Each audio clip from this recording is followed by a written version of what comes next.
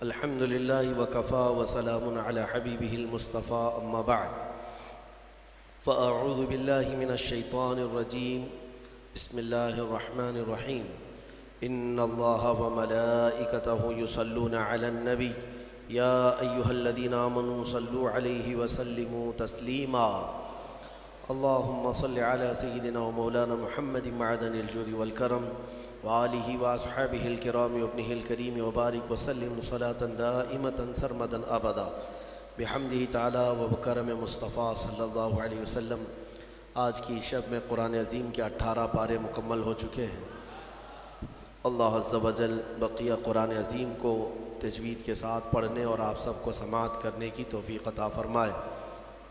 عزیزان گرامی، آج ہم نے سورہ مومنون، سورہ نور اور سورہ فرقان کا کچھ حصہ تلاوت کیا ہے۔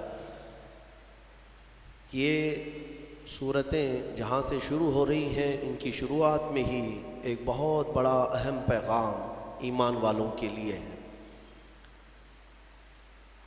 اللہ تبارک و تعالیٰ نے قرآن پاک میں کامیابی کسے کہتے ہیں اور کامیاب کون ہیں، ان کی پوری فہرست بیان فرما دی۔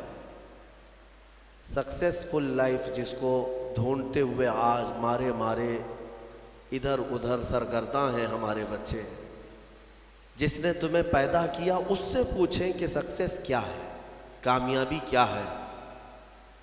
اکثر لوگ یہ سمجھتے ہیں کہ ایک بہت بڑا گھر بنا لینا یہ کامیابی ہے، یا اپنی زندگی میں بڑی جائیدادیں بنا لینا یہ بڑی کامیابی ہے، یا ایک بہت بڑی نوکری مل جائے، یا اچھی بیوی مل جائے، یہی کامیابی ہے۔ کامیابی کا جو مدار ہے یا جو کامیابی کا معیار ہے، لوگوں نے اپنے اپنے خیالات سے بنا رکھا ہے۔ حقیقت میں کامیابی وہ ہے جسے خود مولا فرمائے، جس نے ہمیں پیدا کیا وہ بتا دے کہ کامیابی کیا ہے۔ تو ہم نے جو پارہ آج تلاوت کرنا شروع کیا، 18واں پارہ، اس کے شروع میں ہی یہ لفظ آتا ہے، قد افلح المؤمنون، بے شک تحقیق کے ایمان والے کامیاب ہو گئے۔ یہاں یہ نہیں فرما رہا ہے رب تعالیٰ کہ کامیاب ہوں گے، بلکہ فرمایا کامیاب ہو چکے، جو ایمان لائے وہ کامیاب ہو چکے۔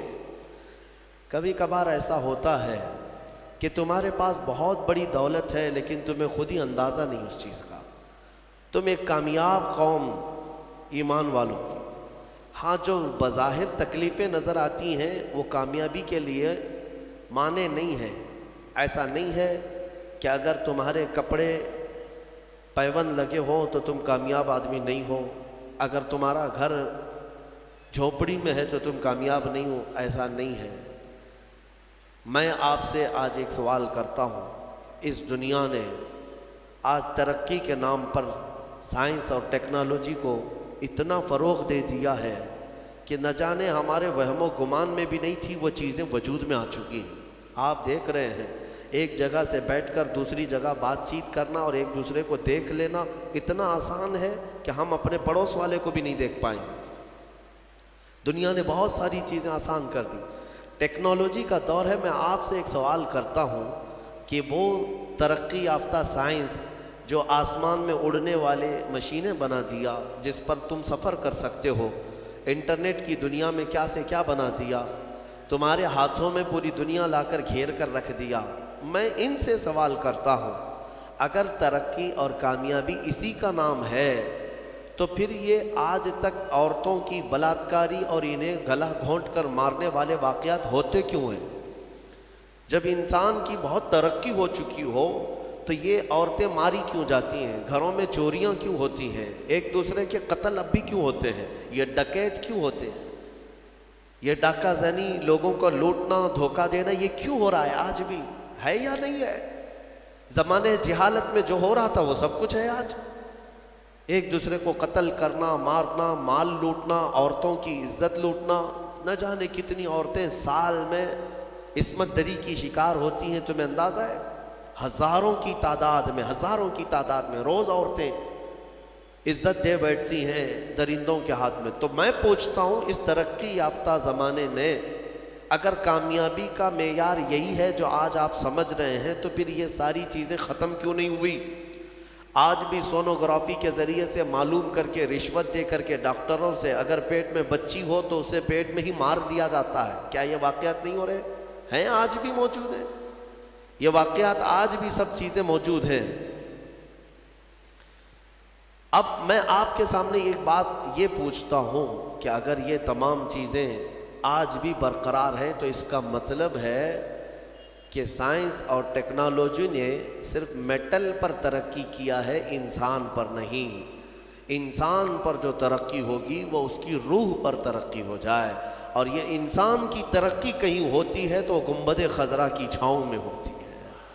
ہاں، جہاں پر زندہ دفن کرنے والے لوگ اپنی بیٹیوں کو پھر میرے مصطفیٰ کے قدموں میں آتے ہیں تو وہی عورتوں کی عزت کے محافظ بن جاتے ہیں، جو کبھی کسی وقت شراب اور نشے اور قمار، جوا، یہ تمام چیزوں میں ملوث رہتے، لیکن میرے مصطفیٰ کریم صلی اللہ تعالیٰ علیہ وسلم کے قدموں میں اور ان کی صحبت میں آنے کے بعد، جس کو شاعر نے کیا خوب انداز میں عکاسی کی ہے، ترجمانی کی ہے، ایک عرب نے آدمی کا بول بالا کر دیا، خاک کے ذروں کو ہمدوش ثریا کر دیا، خود نہ تھے جو راہ پہ اوروں کے ہاتھی بن گئے، کیا نظر تھی جس نے مردوں کو مسیحا کر دیا۔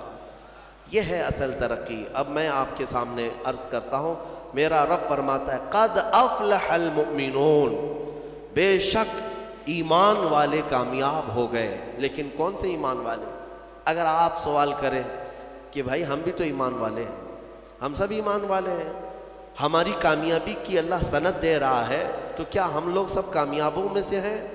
تو پھر آگے کی آیتیں پڑھنی ہوں گی آپ کو۔ اللہ فرماتا ہے الذین هم فی صلاتہم خاشعون، وہ ایمان والے کامیاب ہیں جو اپنی نمازوں میں گڑ گڑاتے ہیں اللہ کی بارگاہ میں، ہاں، خشوع کے ساتھ، دل کی حضوری کے ساتھ اپنے مولا کی عبادت کرتے ہیں، وہ ایمان والے کامیاب ہیں۔ اتنے ہی پہ نہیں، آگے اور آیتیں ہیں والذین هم عن اللغو معرضون، اور وہ ایمان والے کامیاب ہیں جو بے حیائی سے بہت دور نکل جاتے ہیں۔ کہیں اگر بے حیائی، برائیاں ہیں تو وہاں سے کٹ جاتے ہیں، دور ہو جاتے ہیں، وہ ایمان والے کامیاب ہیں۔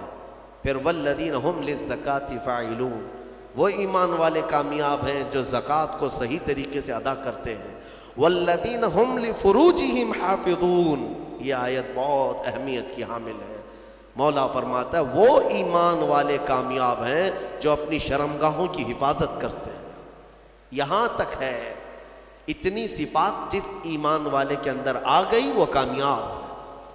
4 چیزیں یہاں پر بیان ہوئی ہیں، ایمان ہے، نماز ہے، بے حیائیوں سے رکنا، زکوٰۃ کا دینا، اور پھر شرمگاہوں کا حفاظت کرنا۔ یہ بہت اہم 4 چیزیں قرآن میں بیان کی گئی ایمان والوں کی صفات۔ یہ 4 چیزیں جس کے ساتھ آئی وہ ایمان والا بہت کامیاب ہے، بہت کامیاب ہے۔ اللہ تعالی ہمیں ان تمام چیزوں پر عمل کی توفیق عطا فرمائے۔ والذین هم لفروجہم حافظون میں مفسرین فرماتے ہیں وہ لوگ جو اپنی شرمگاہوں کی حفاظت کرتے ہیں۔ دنیا میں انسان، اس کے پاس 2 شہوتیں ہیں۔ شہوت کہتے ہیں برائی کرنے کی خواہش، ایک زبان کی شہوت ہے اور ایک شرمگاہ کی شہوت ہے۔ یہ دونوں چیزیں انسان کو حرام کاریوں میں مبتلا کر دیتی ہیں۔ زبان کی شہوت کیا ہے؟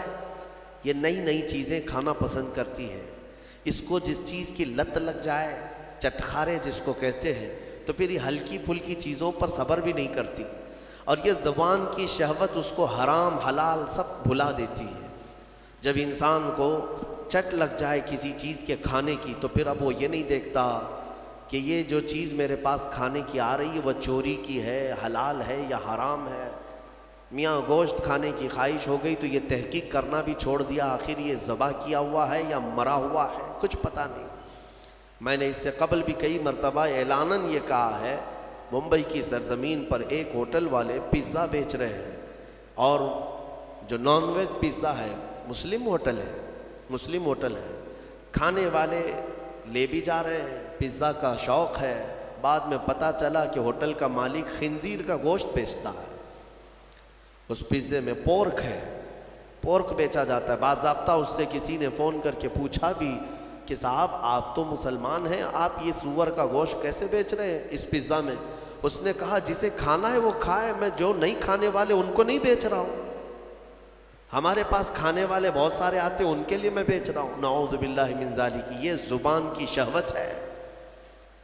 اسی لیے میرے عزیزو، آج جو پھیلی ہوئی ساری چیزیں جو مل جاتی ہیں، کتنے ایسے ہیں وہاں پر، ہم نے معلومات کیا، اپنے بچے بتاتے ہیں کہ بہت سارے جو چھوٹے موٹے نکڑ پہ ہوٹل چلانے والے جو چکن بیچتے ہیں، مری ہوئی مرغیوں کا بیچتے ہیں، اور باضابطہ کچھ ہوٹل والے یا جو نکڑ پہ چلانے والے لوگ ہیں وہ دوسروں کو یہ ٹک بھی دیتے ہیں کہ میاں اس طرح کا گوشت لاؤ، پروڑے گا، بہت آسان ہے، بہت سستے میں ہو جائے گا۔ مری ہوئی مرغی 20 روپے کلو مل جاتی ہے، 20 روپے کلو مل جاتی ہے۔ جو چکن بیچتے ہیں دکانوں والے، وہ خود بھی بتاتے ہیں ہمارے پاس باضابطہ یہ پوچھنے کے لیے آتے ہیں، مری ہوئی کچھ ہیں تمہارے پاس؟ میرے عزیزو، یہ تمام چیزیں ایسی ہیں کہ ہم احتیاط کریں، اور زبان کی شہوت ان سب حرام چیزوں میں لگا دیتی ہے۔ دوسری شہوت ہے شرمگاہ کی، یہ نہایت ہی خطرناک ہے، جو زنا تک لے جاتی ہے، اور یہ شرمگاہ کی شہوت انسان کو تباہ و برباد کرتی ہے۔ حدیث رسول ہے، میرے آقا صلی اللہ علیہ وسلم نے فرمایا، جو زنا کرتا ہے اس وقت اس کا ایمان اٹھا لیا جاتا ہے۔ ایمان کے ساتھ کوئی زنا کر ہی نہیں سکتا، ایمان کی حالت میں کوئی زنا میں مبتلا ہو ہی نہیں سکتا۔ جس وقت وہ زنا میں مبتلا ہو اس کا ایمان اٹھا لیا جاتا ہے۔ یہ اسلام میں سب سے سنگین جرم ہے، سب سے بھیانک گناہ ہے، بلکہ بعض حدیثوں میں ہے کہ جب کوئی اجنبی مرد اور اجنبی عورت جن کا کوئی اسلامی تعلق نہیں ہے، رشتہ نہیں ہے، وہ جب تنہا ہوتے ہیں اور خواہشات نفسانیہ ان کی ابھر آتی ہیں، شہوت باہر آتی ہے، تو اللہ کا عرش بھی ہلنے لگ جاتا ہے۔ یہ اتنا بڑا بھیانک گناہ ہے۔ اللہ تبارک و تعالی سخت ترین عذاب ان لوگوں کو دے گا جو زنا میں مبتلا ہیں۔ بلکہ ایک روایت یہ ملتی ہے، قیامت کے دن وہ لوگ آئیں گے جو زنا میں مبتلا تھے، اور انہیں ننگا لایا جائے گا، اور ان کی شرمگاہوں پر لوہے کے سلاخوں سے فرشتے آگ تپا کر کے داغ رہے ہوں گے ان کی شرمگاہوں کو، وہ عورتیں ہوں یا مرد ہوں، ان کو تپایا جا رہا ہوگا، اور اس کی بدبو اس قدر سخت ہوگی کہ پورے اہل محشر ان سے پریشان ہو چکے ہیں۔ ان کے شرمگاہوں سے بدبو بہت تیز نکلے گی۔ یہ وہ لوگ ہوں گے جن کو بھرے محشر میں بتایا جائے گا کہ یہ لوگ اپنی شرمگاہوں کی حفاظت نہیں کرتے تھے، یہ زنا جیسے گناہ میں مبتلا تھے۔ میرے عزیزو، قرآن کیا کہتا ہے؟ وَلَا تَقْرَبُوا الزِّنَا، تم زنا تو دور کی بات ہے، اس سے قریب تک بھی مت جاؤ، قریب تک بھی مت جاؤ۔ قریب جانے کا مطلب کیا ہے؟ آنکھوں سے، اور اس کے بعد زبان سے۔ انسان یہاں سے قریب ہوتا ہے، ایک اجنبی مرد کسی کو دیکھتا ہے، عورت کو، یہاں سے شروعات ہوتی ہے، پھر بات چیت کرتا ہے، یہ ڈبل شروعات ہے، اور اسی سے میرے مولا نے قرآن میں روکا ہے۔ تم اگر ابتدا میں ہی اگر رک گئے تو بڑے بھیانک جرم سے بچ جاؤ گے۔ اور زنا کرنے والے پر 15 عذاب ہے، 15 عذاب، 5 دنیا میں دیے جائیں گے، 5 قبر میں، اور 5 قیامت کے دن۔ 5 جو دنیا میں دیے جائیں گے وہی سخت ہیں کہ اس کے چہرے کا نور ختم کر دیا جائے گا، اس کا رزق ہٹا دیا جائے گا، اس کی اولاد سے صالح اولاد ختم کر دی جائے گی، نسل خراب ہو جائے گی۔ زنا کے جو 5 عذاب ہیں دنیا میں وہی سخت ہیں، چہرہ بگڑ جائے گا، بارونق نہیں ہوگا چہرہ، بے رونق ہو جائے گا، رزق میں کٹوتی، بے برکتی آ جائے گی۔ ان تمام چیزوں سے مومنین اپنے آپ کو بچائے رکھیں۔ یہ سورہ مومنین ہے، اور اس کے بعد سورہ نور کی ہم نے تلاوت کی۔ سورہ نور میں اللہ تبارک و تعالیٰ نے یہی زنا کی مذمت بیان کی، شروع کی آیتیں ہیں کہ ایک اجنبی مرد یا عورت زنا کر لے۔ زنا کیا چیز ہے؟ غیر شادی شدہ مرد اور عورت کا ملنا اور اپنا جسمانی سکون حاصل کر لینا، یا شہوات نفسانیہ کو پورا کر لینا، یہی زنا ہے۔ تنہا ہو جانا، ایک دوسرے کو چھو لینا یا ایک دوسرے کے ساتھ وقت بتانا، گزارنا، جمع کرنا، یہ زنا کے تمام مبادیات کے ساتھ ساتھ ہے۔ اللہ فرماتا ہے الزانیۃ والزانی فاجلدوا کل واحد منہما 100 جلدہ، مرد اور عورت دونوں جب زنا کر لیں تو اللہ فرماتا ہے 100 کوڑے مارے جائیں گے انہیں۔ اسلامی حکومت ہو تو 100 کوڑے مارے جائیں گے اور سب کے سامنے مارے جائیں گے۔ وَلَا تَأْخُذْكُمْ بِهِمَا رَأْفَةٌ فِي دِينِ اللَّهِ إِن كُنتُمْ تُؤْمِنُونَ بِاللَّهِ وَالْيَوْمِ الْآخِرِ۔ مولا فرماتا ہے ان لوگوں کے بارے میں اپنے دل میں ذرا برابر بھی نرمی مت لاؤ اگر تم اللہ پر اور قیامت پر یقین رکھتے ہو، اور ان کے عذاب کو وَلْيَشْهَدْ عَذَابَهُمَا طَائِفَةٌ مِّنَ الْمُؤْمِنِينَ، ان دونوں کی سزا پر سارے مومنین کو گواہ بناؤ۔ سب کے سامنے یہ سزا دی جاتی ہے، لیکن یہ سزا دینا آسان بھی نہیں ہے۔ کوئی آ کر کے ایرا غیرہ بول دیا کہ فلاں زنا کر رہے تھے تو قاضی صاحب فوراً کوڑے مروا دیں گے یا سنسار کر دیں گے، ایسا نہیں ہے۔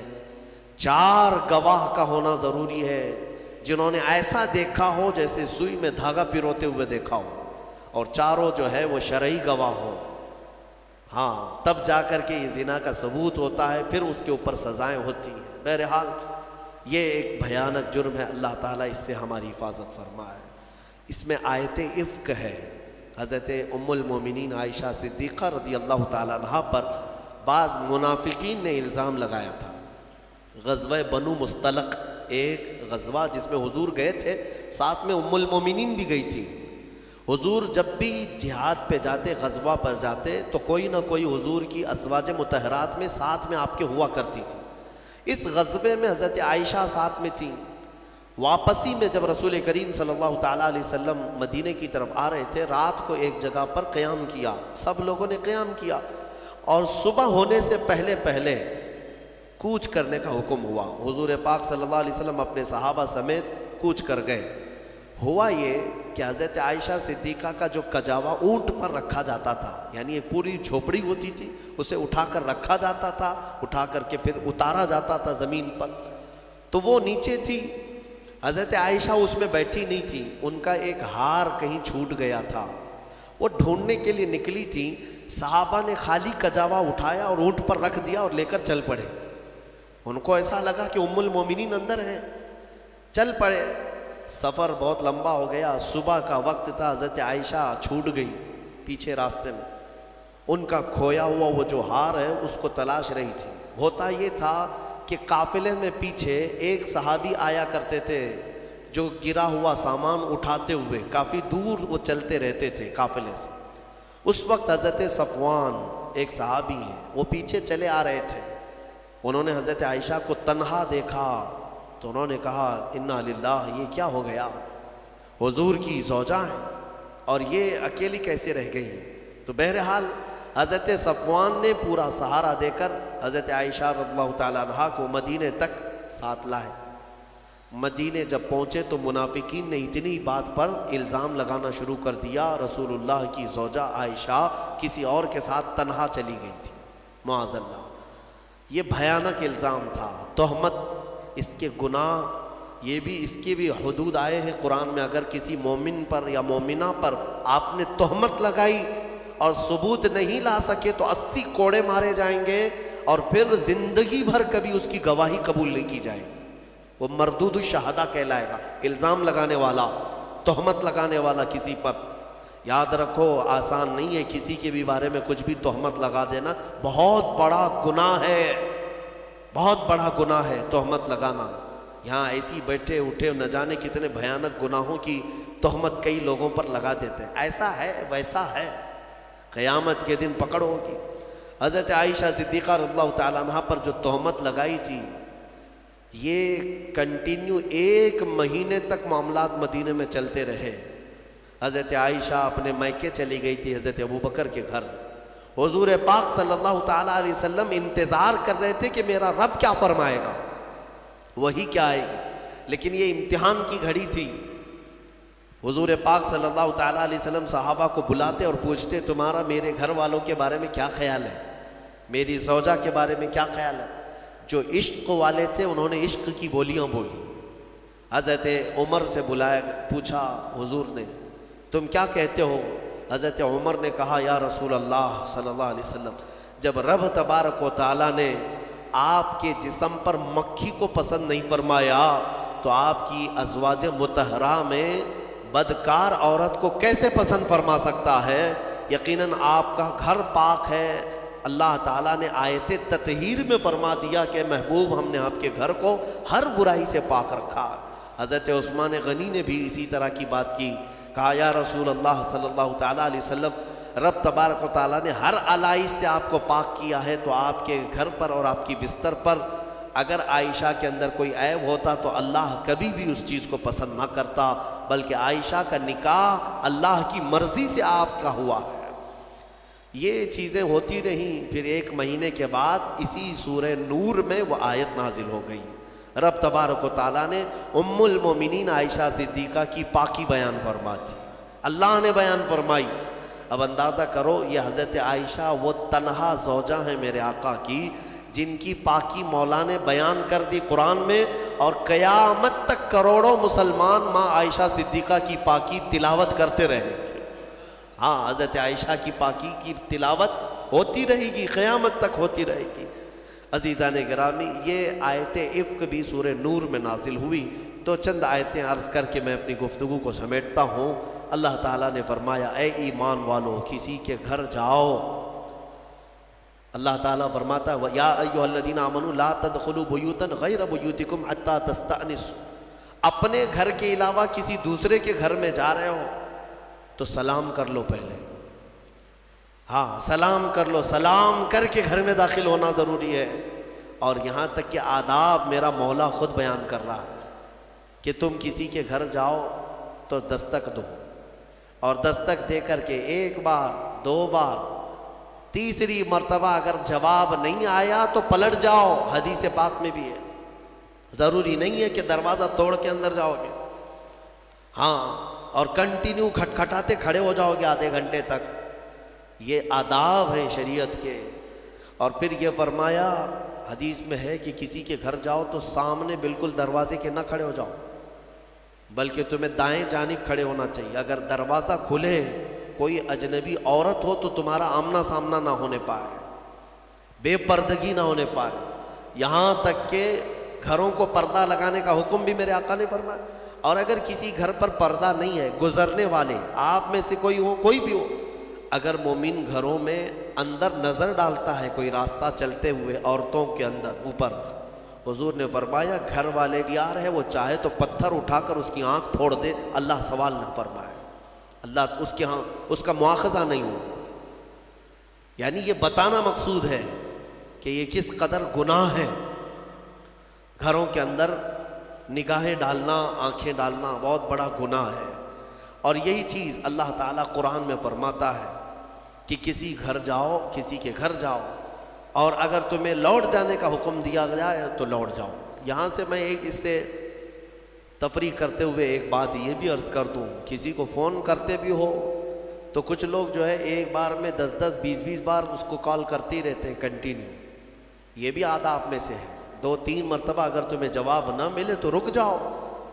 تمہیں یہ تو پتہ نہیں کہ وہ کس حالت میں ہے، نماز پڑھ رہا ہے، کھانا کھا رہا ہے، واش روم میں ہے، بیت الخلاء میں ہے، تم کو تو ایسا لگتا ہے کہ ہمیشہ تمہارے وہ سیوا کے لیے بیٹھا ہی ہے، اٹھا ہی لینا چاہیے۔ یہ بھی آداب میں سے ہے۔ علم والے اور اخلاق والے ان چیزوں پر عمل کیا کرتے ہیں۔ سورہ نور میں اور بھی بہت ساری باتیں ہیں کہ بچوں کے متعلق فرمایا گیا کہ جب یہ عقل والے ہو جائیں تو ماں باپ بھی انہیں الگ سلایا کریں۔ وَإِذَا بَلَغَ الْأَطْفَالُ مِنْكُمُ الْحُلُمَ، بچے جب جوانی کو آ جائیں، بالغ ہونے لگ جائیں، تو ان کے لیے بھی حکم ہے کہ وہ ماں باپ کے کمرے میں بھی آئیں تو اجازت لے کر کے آئیں، ایسے نہیں کہ ڈائریکٹ گھس جائیں۔